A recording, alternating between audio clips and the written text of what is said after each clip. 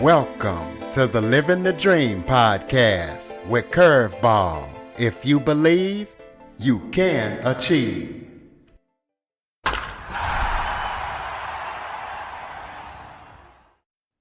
Welcome to the Living the Dream with Curveball podcast, a show where I interview guests that teach, motivate, and inspire. Today, we are joined by singer, songwriter, and producer KC Armstrong. So we're going to be talking to KC about his music career and how he got into it and everything that he's up to and going to be up to. So KC, thank you so much for joining me today. You're quite welcome, Curtis. It's great to be here. I appreciate the interview. Why don't you start off by telling everybody a little bit about yourself? Oh, wow. Uh, I'm a lifelong musician. I started playing at the tender age of 14 in front of live audiences. By 17, I was working in bars. 19, I was touring all over Canada. That's where I'm from, Canada. And been doing it for a long, long time. And I've met a lot of pretty interesting characters along the way. And right up till today. And I finally retired from working a day job a year ago and decided to put an album out. And it's been a wild ride since then. We've really enjoyed the experience so far. Well, that's great. And you also, play a number of instruments. So, kind of let the listeners know how extensive your background is as far as playing different instruments. Well, I took piano lessons up until I was a teenager. That's the only lessons I've had, but I'm self-taught at a variety of instruments. Um, I played drums in school and made the county all-star band. Um, I play six-string guitar. I taught myself 12-string guitar, taught myself bass guitar, both four and five string. Of course, I do all the keyboards, a bit of accordion. I dabbled in banjo, fiddle. I've taught myself a lot of the Celtic instruments, penny whistle, bodhrán. Um, Gosh, I don't know. I'm forgetting. Oh, I played bagpipes. I did that. I did that at age 14. Um, I don't know. A lot of different instruments. When I'm doing a demo, I generally do most of it myself, and then I farm it out to people after the fact to get the real pros on it after I've laid down all the demo work. Yeah, I love those bagpipes. Those bagpipes are definitely real good. Do you remember when Amazing Grace came out? I think it was Yes, 1974, maybe 75. yes. Yep. We I was playing in the band from my local town, Peterborough, and we were actually competing at the World Highland Games in Toronto that year. And so we had the pleasure of doing the grandstand show in front of about 50,000 people on a football field, and there was 1,000 pipers. That was quite interesting. Boy, I'll tell you, you never heard anything like that until you've sat playing pipes in the middle of 1,000 pipers. Oh yeah, I could just imagine. Yeah. So, so if somebody asks you what genre of music, KC, do you play? What would you tell them? I would tell them that I'm an Americana artist. I've in the past been a Southern rock artist. I've been a blues artist. I've been a country artist for a lot of years. And I like them all. I couldn't decide, so I decided to become an Americana artist, which is a blend of all three of those, plus a few other things. I've also played in a bluegrass band, a jazz band, and other than the jazz, the bluegrass and rockabilly, old rock and roll, that kind of stuff is all mixed into the genre, the subgenre of Americana, which is what I love. The freedom just to bounce from whatever you think the song needs. Okay. Well, tell us about your biggest influences in music. Who influences you, whether they are famous or independent. Who influences you to do what you do. Well, that goes back an awful lot of years. Like a lot of people my age, it all stems from the Beatles. I was 4 years old when they came out, and pretty darn impressed when they were on the Ed Sullivan Show. Um, I wanted to do that, and I didn't really want to do anything else, and never have wanted to do anything else. That caught the bug way back then. Now that being said, there's been a lot of wonderful artists along the way that I've learned, listened to, and gone through stages of liking. Uh, and when it comes to the blues, Howling Wolf, Sonny Boy Williamson, um, Muddy Waters. When it's country, boy, I liked Johnny Cash, Merle Haggard, Hank Williams Sr., rockabilly. I don't know, like Little Richard, Jerry Lee Lewis. All just like a wide variety. Anything that's good, in my opinion, it doesn't matter the genre. If it's done with feeling and passion and performed well, then I love it. I'm tuning in. So tell the listeners about the KC Armstrong band. I understand by reading your bio that there's been plenty of lineup changes, so walk us through and, tell us about the band and tell us about, the current band and about your players and your artists. hmm Okay, well, I started in 1985 creating a country band called Cadillac Ranch, which was a pretty big success regionally here in Ontario. Um, and that went through so many lineup changes, and that went on for years and years. Around uh, late 90s, I finally decided that there were so many people that had changed since the outset of the band that I might as well just be the consistent factor in it. So we started calling it Casey Armstrong and Cadillac Ranch, and put out an album under that name, and then basically stopped playing the bars anymore and the festivals for a while. Went to a blues band for a year or two, and then decided to put this album together and put the band together. And so this is the new thing. It's just since last September. As far as the guys in the band, we have Steve O'Connor on keyboards, and he's pretty well known here. He plays for a band called the Jim Cuddy Band. Jim Cuddy is one of the members of Blue Rodeo, and I don't know if that's something you've heard about where you're from, but in Canada here, that's a big deal. That's gold records, platinum records, Walk of Fame, everything. Um, he's the keyboard player. His brother Sean O'Connor is our sax player, and he's just wonderful. He plays in a lot of big name bands, jazz in the jazz world, especially when they come through this neck of the woods. Quite often gets asked to sit in with a lot of them. Now I'm not really up on jazz, so I can't tell you the names, but I know I've looked it up at one point or another when I'm doing the biographies. Mary Ellen Allen is our background vocalist, our female background vocalist, and she's been doing a lot of studio work her whole life. She's great at that. Barry Haggerty runs his own studio. I've played guitar. Barry's played guitar in my band. I play guitar in Barry's band. In fact, he was the guy I was touring Canada with at the tender age of 19. So we've known each other a long, long time. He's the one of the two guitar players. Scott Utting is the other guitar player.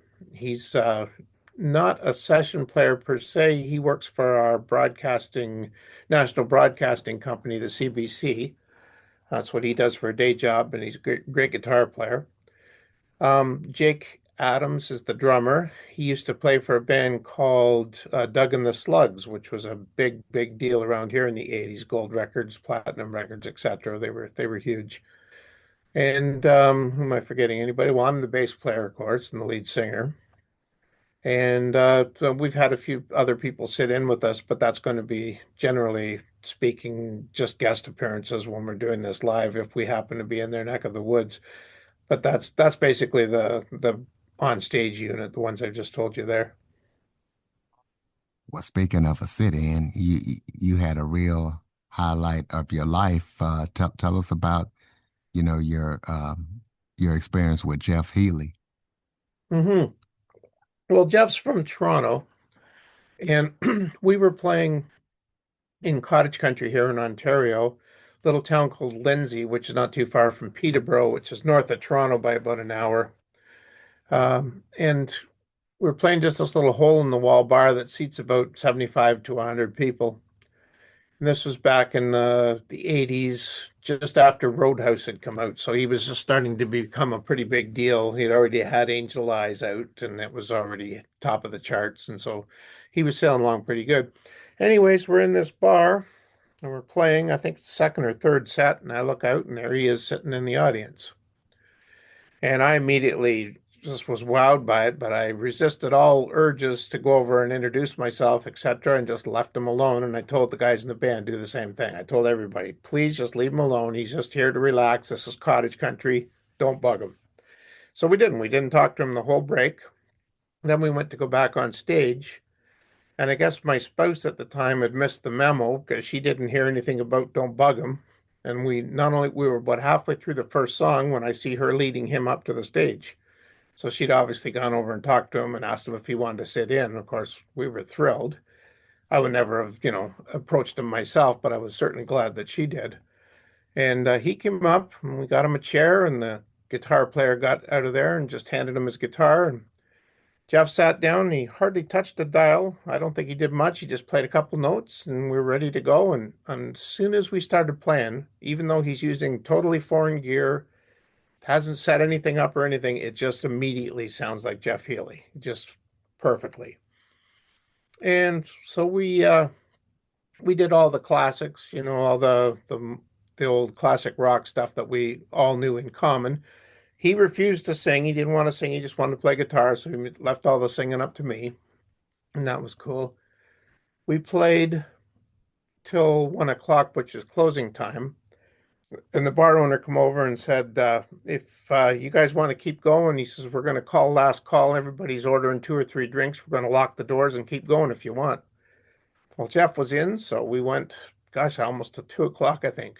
We pretty much played every song we knew in common.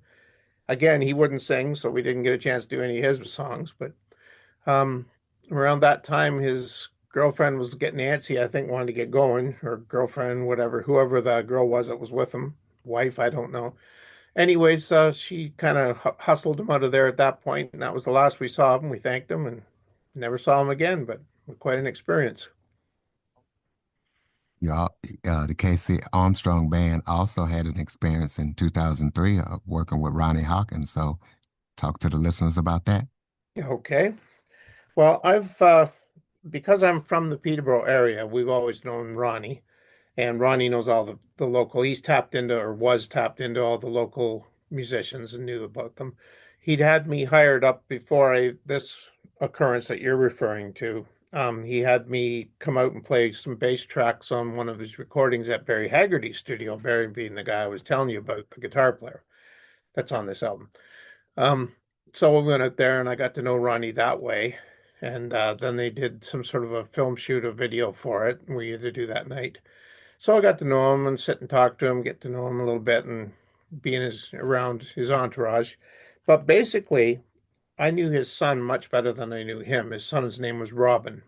That's his second son. And his son Robin is a guitar player, singer, and was on the same circuit I was. He had his own band as well, but we also played together on Sundays. So he had asked me to come up and do some recording with him. He just got himself a new home recording setup, and he wanted some help figuring it out and whatever, and knew I could play bass, so we decided to get together and do that.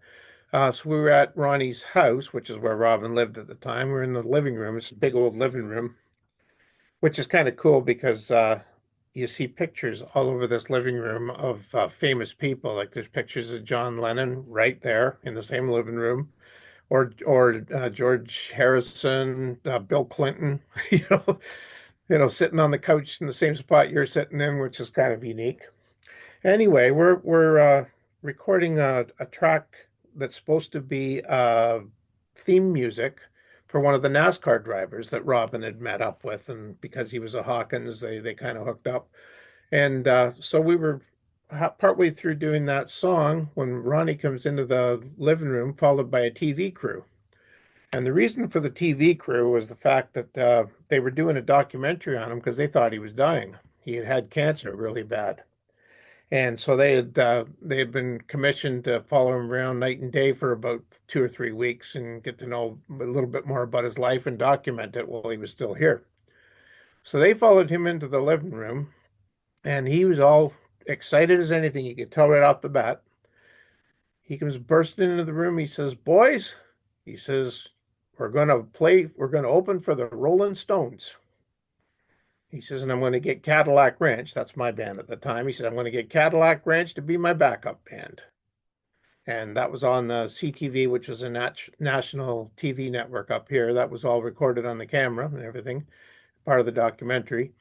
And so we started rehearsal. I mean, I wasn't going to turn that down. That was great. So we started rehearsals, and we rehearsed for about a month. And there was a gig up at Casino Rama as warm. That's one of our casinos, big casinos here. And so that was going to be the warm-up gig. And then Ronnie wasn't feeling too good because of the cancer. And so we had to cancel before we ever got to play Downsview, which is kind of a relief because I've played in front of 10,000 people before, but I've never played in anything over that size. I mean, we're talking, I've heard estimates anywhere from 400 to 600,000 people were there that day, which is, I've seen the pictures and it's just a wall of people. It's, as big or bigger than Woodstock was. Yeah, that's amazing. Hmm. So tell us about any upcoming projects or current projects that you're working on, you and your band. Tell us what inspired them and what you guys got coming up in the future. Well, we've always got a steady stream of videos coming out. I mostly do those myself. And I don't know if I mentioned this or not, but part of this recording project was that I had 3 albums worth of material written. So I bought myself a home recording studio about 10, 15 years ago and decided I was going to learn how to do all the recording. So I started, learning to record. And through the process, we recorded everything I'd written, which is, 30 songs. Well, they kept building up because the one thing I didn't know how to do was mix. That's a pretty tough thing to do, and nobody to teach me how to teach myself. So it wasn't until last year that I felt comfortable enough with any of my mixes to release them as an album. So I did that. I released them, and that's the album you've probably heard, Finally Crafted. And so that being said, right now I'm in the process of mixing the second one, and I'm learning from the mistakes I made first time around, and the mixes seem to be even better than the first. Music's about the same. I've tried to balance the albums out so that they're equally good, equally interesting, and equally have a bit of variety to them. So that should be out fall. I'm hoping, depending on my ability to mix. That's going to be out in the fall, the next album. And that's going to start a round of playing live to support it. With the 2 albums under our belt, we'll be having a variety of songs to choose from. Actually, there's 3 albums. There's nothing stopping us from doing the third one either. It's already in the can recorded. And continuing to put videos out, and we're getting a lot of radio play, and I'm doing a lot of interviews, and so we're going to continue to do that. And we're doing magazine articles, magazine interviews, and things. So I'm just keep going that way and hope something hits. Well, so listeners can keep up with everything you're up to and check out you and your band's music. Throw out your contact info.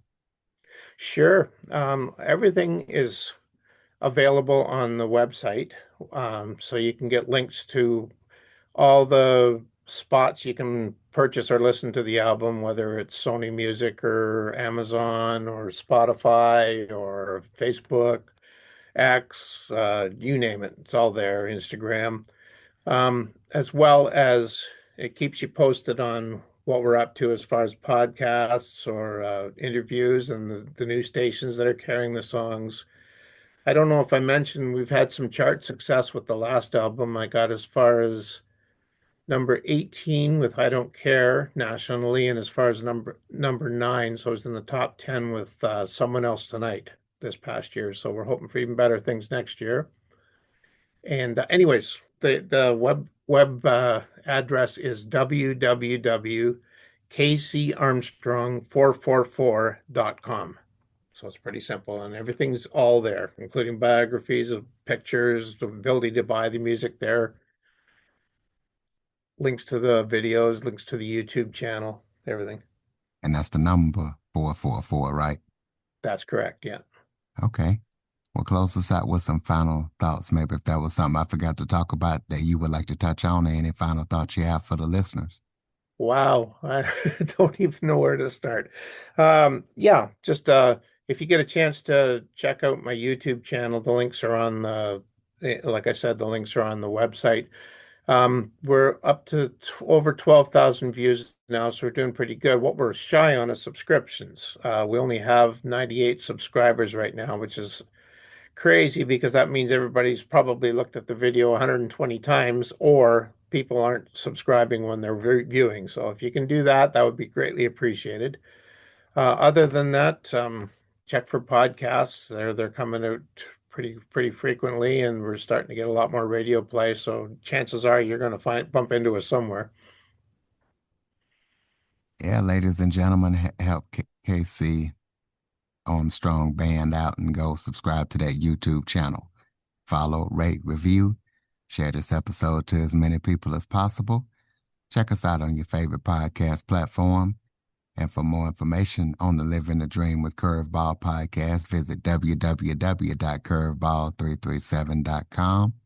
Thank you for listening and supporting the show. And KC, thank you for all that you do. Thank you and your band for putting out that great music. And thank you for joining me. Oh, you're quite welcome, Curtis. I've enjoyed myself. You're a good man to talk to, and hope to see you again sometime. For more information on the Living the Dream with Curveball podcast, visit www.curveball337.com. Until next time, keep living the dream.